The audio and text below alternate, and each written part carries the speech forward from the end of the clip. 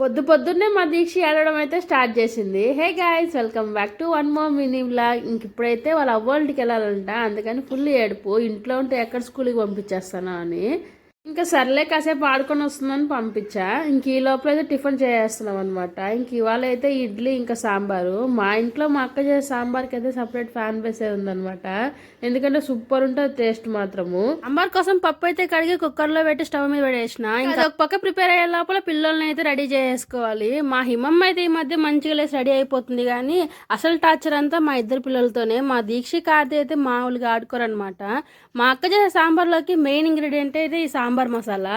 దీని రెసిపీ కావాలంటే కమెంట్ చేయండి, నెక్స్ట్ వీడియోలో అయితే అప్లోడ్ చేస్తాను. ఇడ్లీ సాంబార్ కాంబినేషన్ అయితే సూపర్ ఉంటుంది కదా. ఇంకా మా ఇంట్లో అయితే అందరూ మంచిగా తింటారనమాట.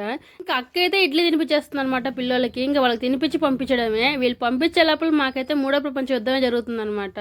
ఇంకొక్కొక్కరిని అయితే మామూలుగా సతాయిచ్చరు. వీళ్ళని పంపించేసి ఇంకా మధ్యాహ్నానికి ఒకేసారి లంచ్ కూడా ప్రిపేర్ చేసి ఇంకా మేము రెడీ అయ్యి మేము మా డ్యూటీలకి వెళ్ళిపోతాం అనమాట. అంతే వాళ్ళ వీడియో నచ్చితే లైక్ చేయండి, ఛానల్ అయితే సబ్స్క్రైబ్ చేసుకోండి. వీడియోకి అయితే ఒక చిన్న లైక్ అయితే ఇచ్చేసేయండి. Bye guys, thanks for watching.